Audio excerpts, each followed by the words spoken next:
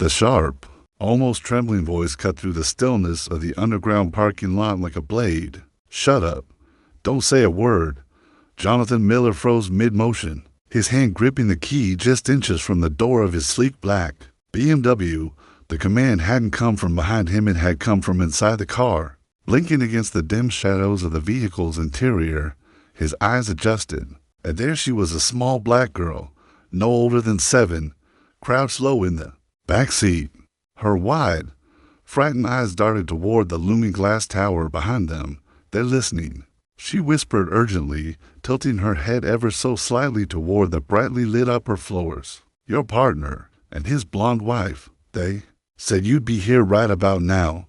Jonathan, age 52, self-made founder of Miller Industries, and a man who believed he'd seen just about everything, felt the ground shift beneath him. Never in his wildest imaginings did he think a street child would be the one to stop his world from collapsing. He had built his empire from nothing, turning Miller Industries into a $200 million technology giant. For 15 years, he trusted Marcus Williams like a brother. For 10, his executive assistant Diana Foster had been his right hand. "How did you get into my car?" he asked in a low voice, slipping into the driver's seat without sudden movement. "The cleaning lady left it unlocked," she murmured. "I hid because I heard them talking about you upstairs." Her eyes bright, quick, and far to knowing for her age met his. "They said that tomorrow you won't own anything anymore." Jonathan's chest tightened. Tomorrow was the high-stakes meeting with Japanese investors. The $400 million merger Marcus and Diana had been painstakingly arranging for months. "What else did you hear?" he asked, masking his urgency by pretending to scroll through his phone, eyes flicking toward the glowing 10th-floor windows. "That you're stupid," she said bluntly. "That you'll sign papers without even reading them." The blonde one laughed. "Said the day after tomorrow, you'll be out looking for a new job." Her voice wavered slightly. "They said other mean things too, but my grandma always told me kids shouldn't repeat bad words." Jonathan felt the fury rise inside him, mixed, strangely, with pride. This little girl had put herself in harm's way for someone she didn't even know. "What's your name?" "Jasmine, and yours is Jonathan Miller. I heard them say it, like 1,000 times." She hesitated, biting her lip. "You gonna call the police on me?" Jonathan's mouth curved into a rare, genuine smile. "No, Jasmine, if anything, you might have just saved everything I've ever built."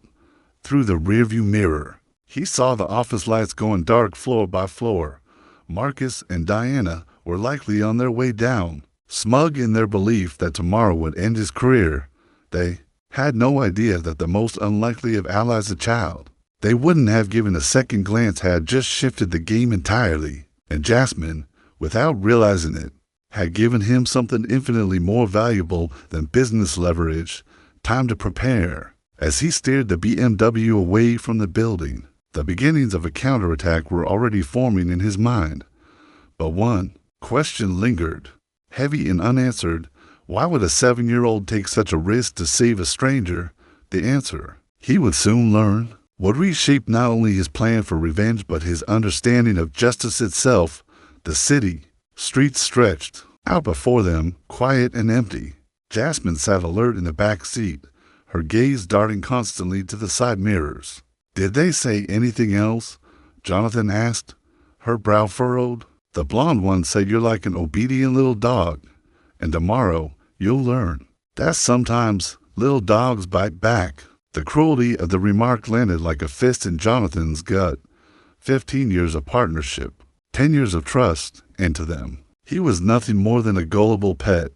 "Where do you live?" "Jasmine." She shrugged. "Nowhere in particular. Sometimes the shelter, sometimes the street. Depends if there's space, or if the other kids aren't too annoying. At a red light." Jonathan turned to face her. "Why tell me all this? You don't even know me." Her eyes were steady-wise in a way a child shouldn't have to be. "Because I know what it's like when people act like you're invisible. They were talking like you were nothing. My grandma always said, when you see someone getting stepped on and you can help, you do it, because next time it might be you." The light turned green. Jonathan lingered a moment, letting the weight of her words settle before driving on. 20 minutes later, they sat in a nearly empty diner. Jasmine tore into a burger, while Jonathan sat with the coffee gone. Cold. His phone buzzed a text from Marcus. Ready for tomorrow, buddy. The Japanese are going to love our proposal. You'll retire rich. Jonathan showed the screen to Jasmine. She smirked. He's got nerve, lying straight to your face and grinning while he does it. Marcus has always been like that. Charming, convincing, Jonathan murmured, tapping a friendly reply while swallowing the rage rising in his chest. Diana too, Jasmine added. She knows your schedule better than you do, has access to everything in the company, and you're just gonna let them trick you tomorrow. Jonathan's smile returned cool, deliberate. No, Jasmine, but they can't know I know. Another message pinged in. This one from Diana. Jonathan, I've reviewed the final contracts. Everything is perfect for signing. Trust me, as you always have. Her words were coated in faint warmth, yet icy underneath. Jonathan's stomach turned. For a decade, she'd been his confidant, the keeper of his schedule, his passwords, his fears, and now she'd weaponized that trust against him. Do they know things about you? Jasmine asked between bites, her small fingers sticky with ketchup. Jonathan's expression darkened. They know everything. My bank passwords, the company accounts, where I keep every important document. The sheer weight of that betrayal pressed on him like a stone. 15 years of Marcus at his side. 10 years of Diana running his life. Plenty of time to set their trap. But Jasmine tilted her head, sharp-eyed. Then you've had years to collect. Things on them to right? Jonathan froze mid-sip, the glass halfway to his lips. She was right. He did have things. Marcus is discreet. Off-the-record meetings with competitors, meetings Marcus thought no one noticed. Diana's little bonus scheme she'd quietly funneled to herself. The stray emails Jonathan had stumbled across. The overheard conversations when they assumed he wasn't listening. A slow smile tugged at his mouth. You've got a very sharp mind, Jasmine. She wiped her hands on a napkin. My grandma always said, when you've got nothing, you learn to notice everything. Her gaze was steady. They think you're stupid, but you're not, are you? Jonathan felt something stir inside him, something he hadn't felt in months. Not anger this time, but a clean, burning determination. No, I'm not. His phone rang. Marcus, of course. Jonathan slipped on a mask of easy warmth. Jonathan, glad I caught you, Marcus said, voice smooth. Diana and I are just wrapping up the last touches. You getting some rest. Tomorrow's the big day. I'm great, Marcus. Can't wait to see how it all plays out. It'll be perfect, Marcus assured him. We've handled everything. You just need to show up and sign where Diana tells you. The arrogance dripped from every word. They didn't just think he was beaten, they thought he was already under their leash. When the call ended, Jasmine was watching him intently. You're planning something, I can tell. Your eyes look different. Jonathan said nothing, but inside, every fake smile, every patronizing word, every knife they'd slipped between his ribs over the past months was finally falling into place. They had underestimated him, gravely. The best strategies, he knew, weren't loud. They were quiet, invisible, and while Marcus and Diana toasted their victory, he would be laying the snare. The next morning, Jonathan woke with a mind like polished glass clear, focused. Jasmine was curled on a couch, wrapped in a blanket from the hall closet, her breathing deep and even. He lingered for a moment, realizing this childless stranger had rerouted the entire trajectory of his life in a single night. His phone buzzed, a text from Diana at 6:15 a.m. Good morning, boss. I've been at the office since 5 o'clock getting everything ready. The Japanese arrive at 2 o'clock. You just need to trust me and sign where I tell you. Like always. Jonathan's lips curved in a humorless smile. The same woman who had spent weeks engineering his ruin was now playing the loyal assistant. You're planning something, Jasmine said from the sofa, stretching. It's the same look my grandma had when she knew someone was lying to her. I need your help. Jasmine, he said seriously, I want you to go back there today, see what else you can hear. Her eyes narrowed. That's dangerous. No. That's why I'll have someone watching you. He'd made the decision in the sleepless hours of the night. There was only one man he trusted for the job, Gabriel Torres, a private investigator who had once done due diligence for Miller Industries. Gabriel picked up on the second ring, his voice gravelly but familiar. Jonathan, didn't expect to hear from you. Thought you forgot me after they cut me loose last year. Jonathan felt the bitterness settle. Gabriel, that wasn't my call. A pause, then a dry chuckle. Yeah, I figured. Marcus never liked anyone asking too many questions. I need your help. 2 hours later, Gabriel was in Jonathan's kitchen, studying Jasmine with a mixture of admiration and concern. So, Gabriel said, this little detective just stumbled on a $200 million corporate conspiracy. Jasmine grinned faintly. My grandma always said, when you've got nothing, you learn to listen to everything. Gabriel, a broad-shouldered ex-cop with scarred knuckles and eyes like searchlights, pulled a tablet from his bag. Wow, she was saving your company. I've been digging into my own unfinished business. He slid the screen toward Jonathan. What stared back was damning. Spreadsheets, bank transfers, fake contracts, phantom clients. Marcus and Diana aren't just planning a betrayal, Gabriel said. They've been stealing.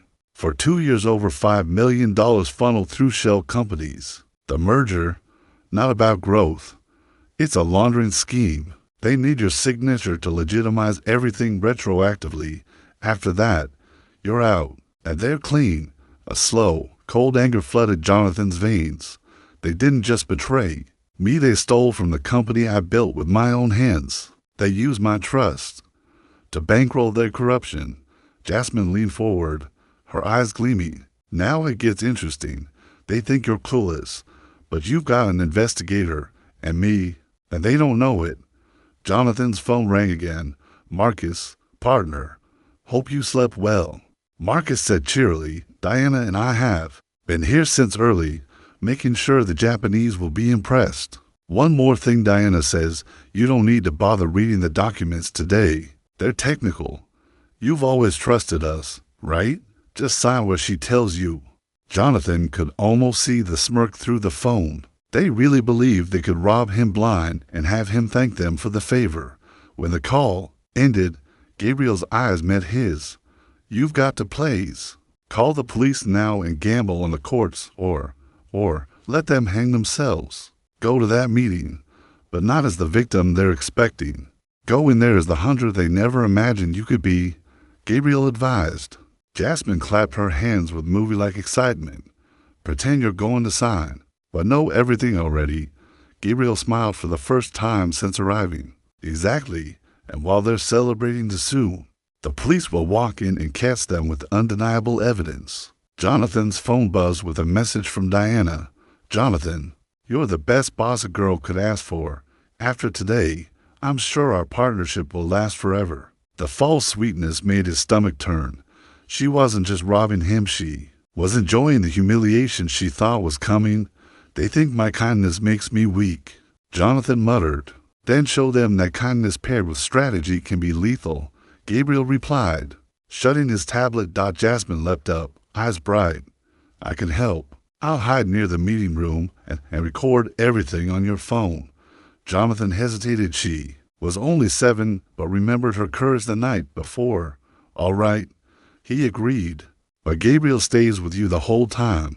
Gladly, Gabriel said. It'll be satisfying to watch them realize they picked the wrong target. As they worked out the plan, Jonathan felt the old thrill of pursuit. Marcus and Diana had spent 2 years weaving a perfect trap, but within hours it was snapped shut on them, instead ending not just their scheme, but their careers. For 15 years, he'd been the dependable partner and forgiving boss.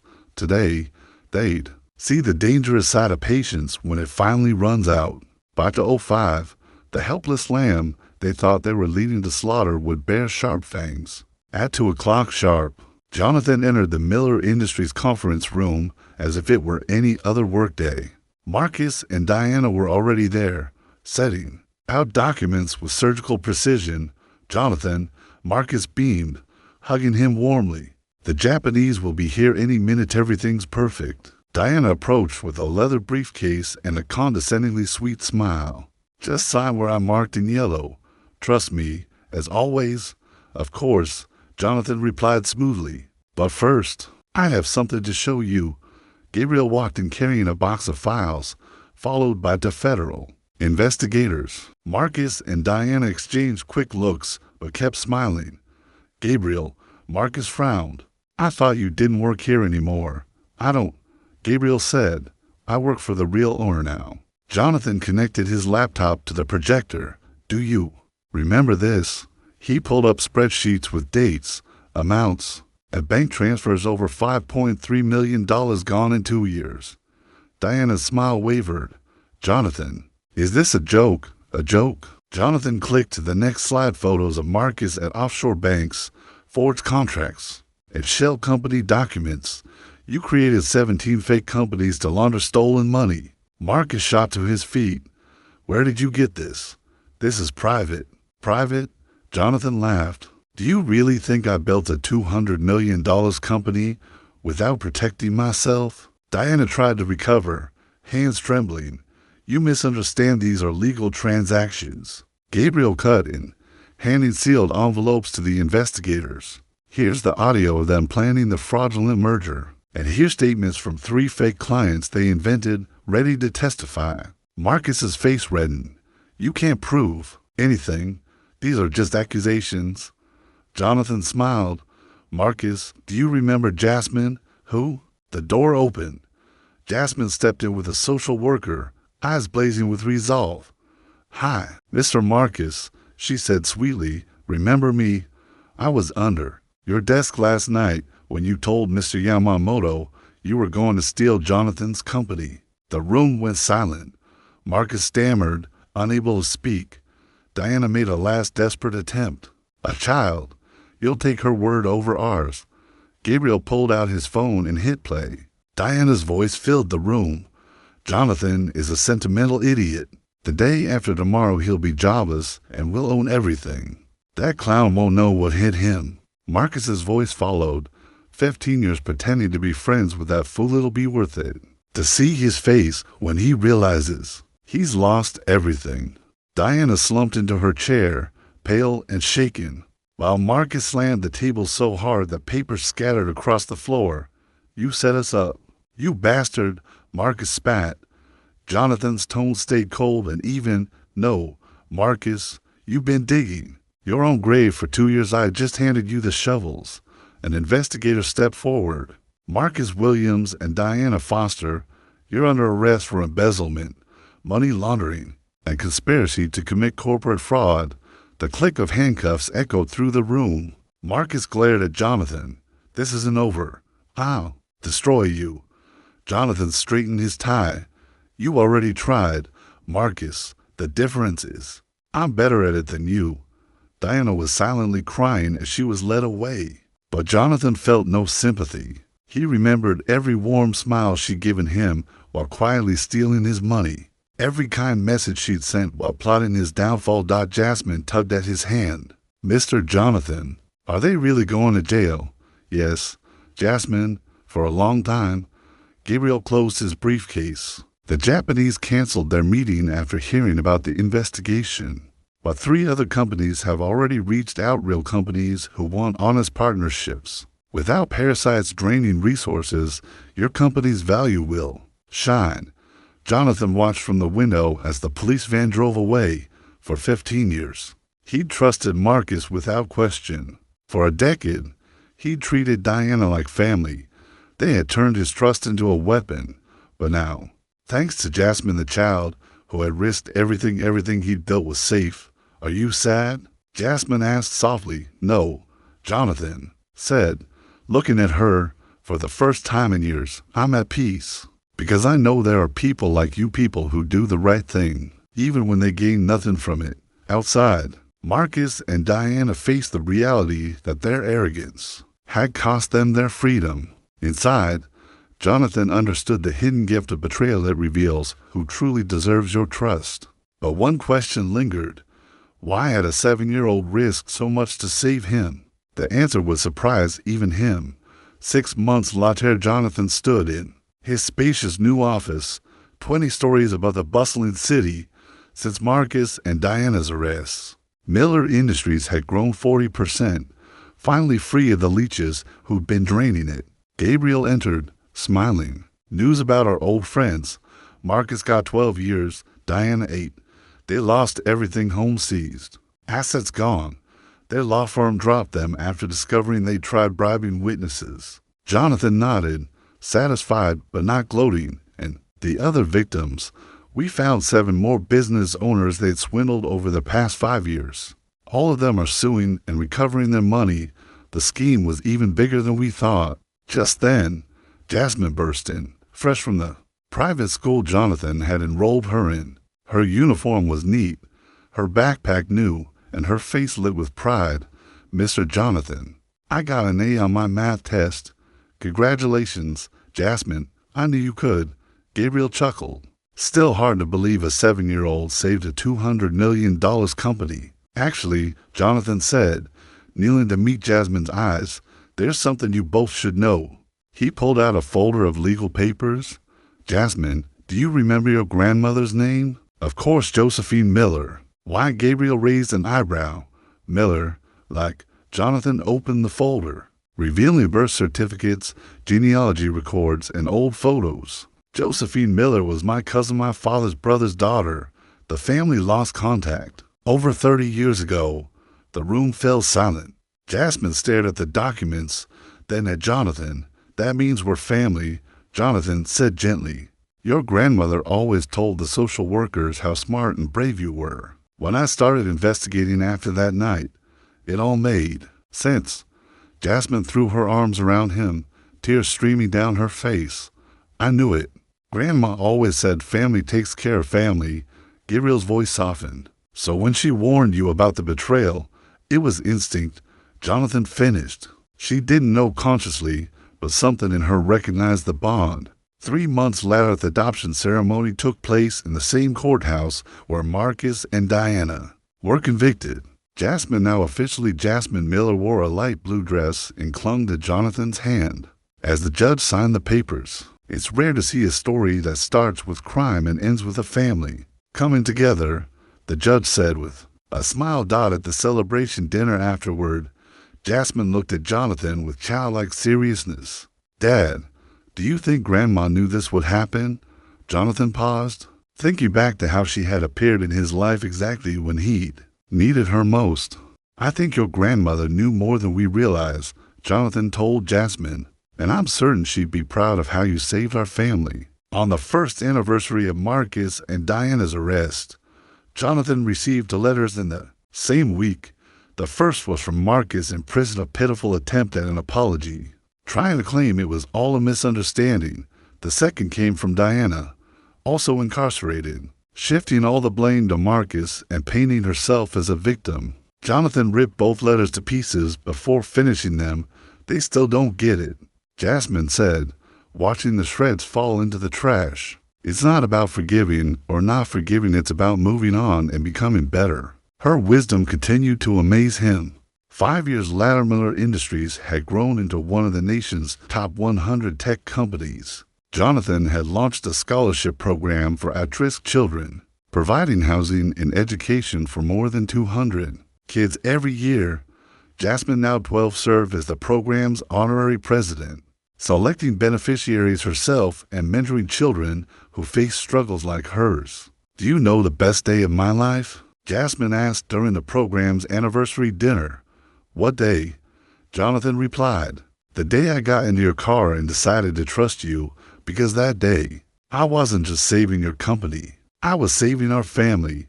Jonathan smiled, looking at the girl who had become his daughter and greatest pride. Marcus and Diana had tried to destroy everything he had built, but in doing so, they had unintentionally given him the most precious gift of his life, a daughter, a purpose, a proof that real family is defined by courage, loyalty, and unconditional love, not just blood. He had learned that true revenge wasn't about ruining those who wronged you.